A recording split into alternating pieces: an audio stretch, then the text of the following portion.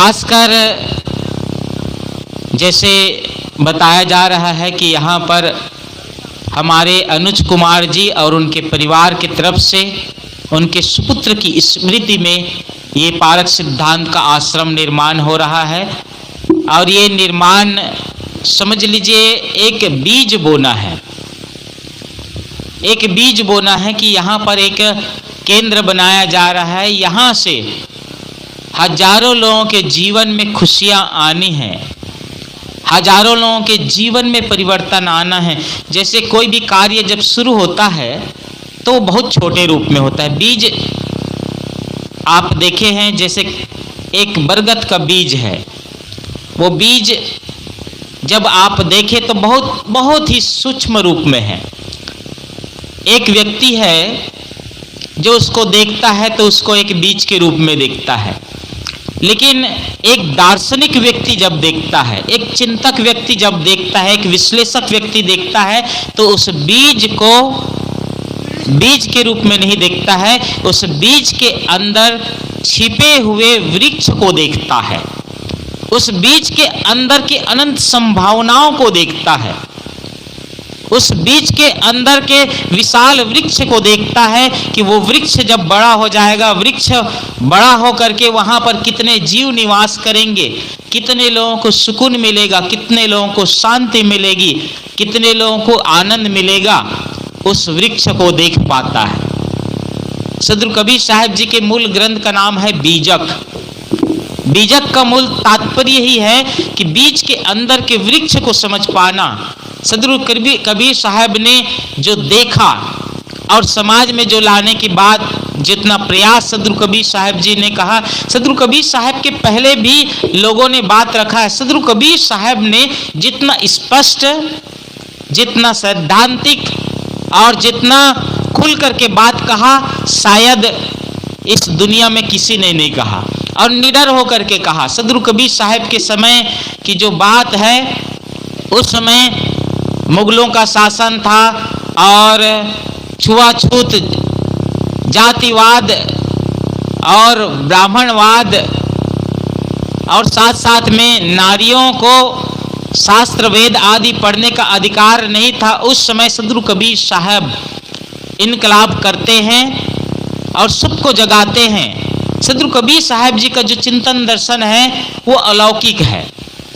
उसके पीछे मूल कारण है, सदगुरु कबीर साहब जी ने जो स्पष्ट सिद्धांत कहा है, बाकी जितने भी लोग हैं, जो सुख का स्रोत है, जैसे हम सब मनुष्य जीवन को प्राप्त हैं, मनुष्य जीवन को पा करके मैं आज से करीब करीब 2012 या 11 के आसपास की बात होगी, सदगुरु अभिलाष साहब जी का अंतिम पदार्पण रावणगुड़ा छत्तीसगढ़ में हुआ था। उस समय धमतरी जिला में पड़ता है ये। सदगुरु अभिलाष साहब जी ने एक बात कहा था, उस बात को मैं अधिकतम दोहराते रहता हूँ कि हम सब काम करते हैं।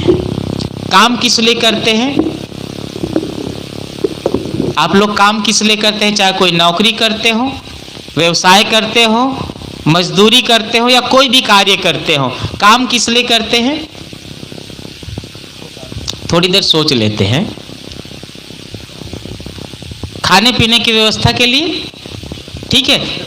थोड़ी देर में ही मुझे बात खत्म करना है, मैं बहुत संक्षिप्त में अपनी बात रखूं। हम सब काम किस लिए करते हैं?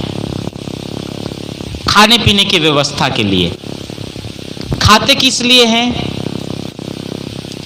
थोड़ा बोल सकते हैं, अंदर अंदर बोल रहा हो तो खुल करके भी बात करें। हम लोग यहाँ पर ऐसा गंभीर होकर के, गमगीन होकर के, क्योंकि ये तो उल्लास का अवसर है ना, उत्सव है, क्योंकि यहाँ पर आश्रम की स्थापना हो रही है। हम सब उस आश्रम की स्थापना के मूल में मैं आपको लेकर के चलना चाह रहा हूँ कि हम सब काम किस लिए करते हैं? खाने पीने के लिए। सहज भाषा में खाते किस लिए हैं? जीते किस लिए हैं?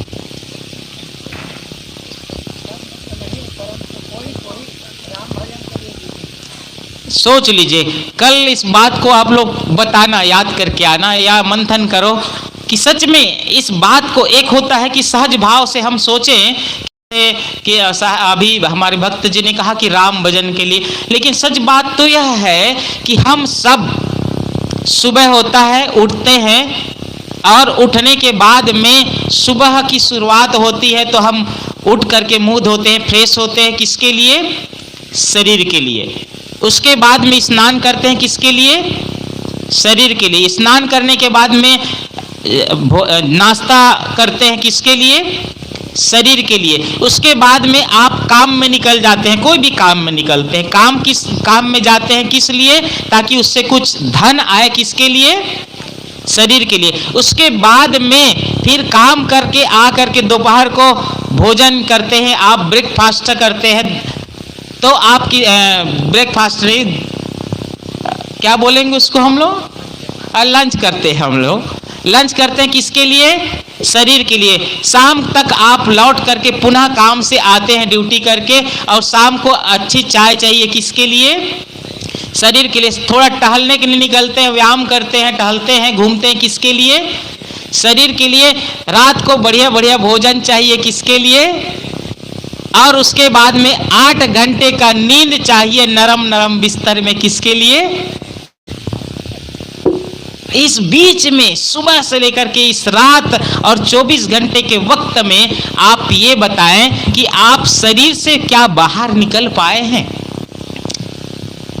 और सच बात में सब लोगों का इतना आजकल तो भौतिकवादिता का इतना विस्तार हो रहा है, इतना विस्तार हो रहा है कि हम जीवन की नींव को भूल गए हैं।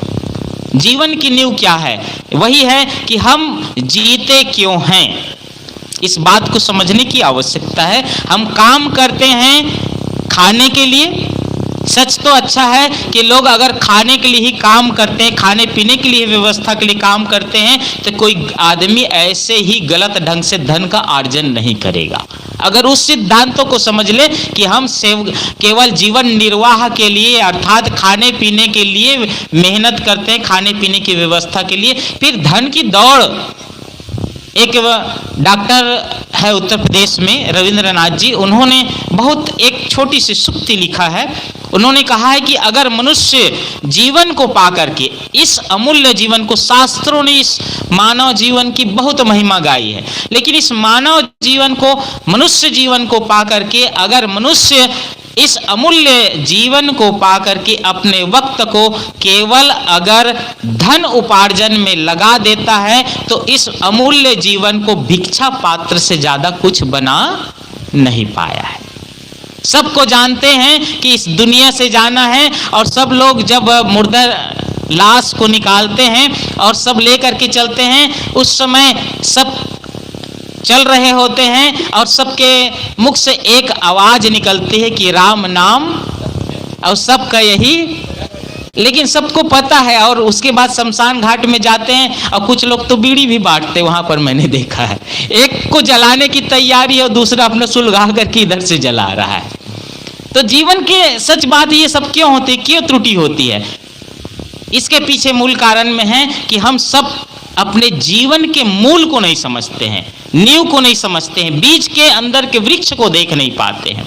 तो हम सब काम करते हैं खाने के लिए और खाते हैं जीने के लिए। अगर सच में आप जीने के लिए खा रहे होंगे तो गलत नहीं खाएंगे। बहुत सत्संग की जरूरत नहीं होगी अगर आदमी जीवन के सिद्धांतों को समझ ले, कि आपको ये समझाना पड़े क्या खाना चाहिए क्या नहीं खाना चाहिए, ये सारा चीजें बात। तो हम अगर जीने के लिए खाएं, अगर आपको शुगर है और डॉक्टर ने आपको कहा कि शक्कर नहीं खाना है, सच में आप जानते हैं कि आपको शुगर है और शक्कर नुकसान है, मीठा नुकसान करता है, तो आप शक्कर नहीं उपयोग करेंगे। ऐसे ही केवल जीने के लिए खाना है। अब इसको उल्टा कर लेते हैं, आप खाने के लिए जीते हैं या जीने के लिए खाते हैं? स्पष्ट कर लो। अगर जीने के लिए खा रहे हैं तो गलत नहीं खाएंगे, और खाने के लिए जी रहे हैं तो कुछ भी खाएंगे। कुछ लोगों को पूछो तो कहते हैं मनुष्य जीवन तो आनंद के लिए मिला है, खाओ पियो मौज मस्ती करो, तो करो भाई। उसके बाद में अंत का सब यही गत है, राम नाम सत्य है, सबका यही गत्य है। तो जीवन के मूल सिद्धांत को समझ करके चलना है कि हमें जीवन क्यों मिला है, हमें जीना क्यों है। अगर हम इसको समझ लेंगे तब जान लेंगे कि हमें जीना क्यों है, उसके बाद में जीना कैसे है। फिर थोड़ी व्यवहार की बात होगी कि हमें व्यवहार को जीने के लिए कैसे तय करना होगा। हमें यह तय कर लेना होगा कि अब हम, जैसे आज यहाँ पर बिल्डिंग बनी है, बिल्डिंग बनाने के पूर्व एक थॉट यहाँ पर रखा गया कि ये आश्रम, बिल्डिंग तो बहुत बनते हैं, मकान तो बहुत बनते हैं, जब कोई उसमें रहता है तब हम उसको घर कहते हैं। और जब यहाँ पर जैसे ये बिल्डिंग बना, बिल्डिंग बनने के बाद में इसको आश्रम का नाम दिया गया। आश्रम जहां से एक थॉट जनरेट होगा, जहां से एक विचार जनरेट होगा, जहां से लोगों के अंदर में बीज के वृक्ष को, बीज के अंदर के वृक्ष को दिखाने का क्रम शुरुआत होगा। सदगुरु कबीर साहब जी ने देखा उस क्रम को।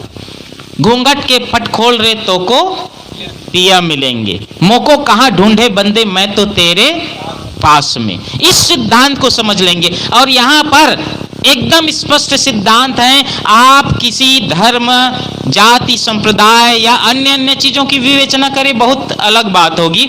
सदगुरु कबीर साहब जी ने कहा है कि हद चले सो मानवा, बेहद चले सो साधु, हद बेहद दो तजे ताकर मता अगाध। जो गुणातीत हो जाता है, जो हद को भी त्याग कर देता है, जैसे धर्म, मत, संप्रदाय की परंपरा को से भी ऊपर उठ करके, सदगुरु कबीर साहब का जो चिंतन है वो किसी पक्ष में चिपका हुआ नहीं था। सदगुरु अभिलाष साहब जी के आप साहित्य उठा करके देखिए, उन्होंने रामायण की भी विवेचना की है, भागवत पर भी बात की है, वेदों पर भी बात की है, उपनिषदों की भी बात की है। और सदगुरु कबीर साहब जी ने राम की बात की है, लेकिन वो असली राम की बात करते हैं। एक राम जो नहीं है, उन राम को वो आप, एक वैष्णव संत और कबीर संतों की बात हुई, तो वैष्णव संत और कबीर संत की बात में कबीर संत को देख करके वैष्णव संत ने कहा कि आप राम को मानते हैं कि नहीं मानते हैं?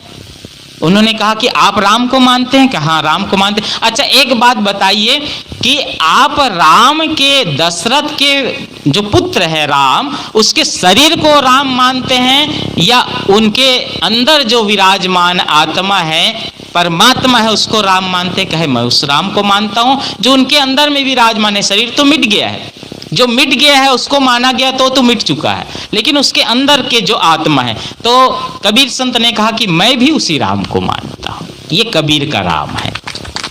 तो हम सब उस राम को समझें। और कबीर साहब के जो चिंतन दर्शन है, आप सबको मैं बहुत सूत्र के रूप में बात का, हम काम करते हैं खाने के लिए, खाते किस लिए हैं? जीने के लिए, जीते क्यों हैं?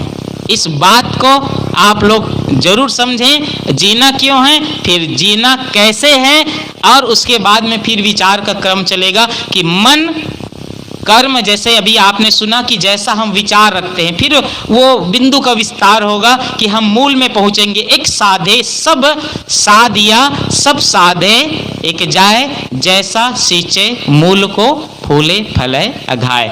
विचार, विचार से मन, मन से कर्म और कर्म से प्रतिफल, वहीं पर हम सब अपने जीवन के नींव तक पहुंचेंगे।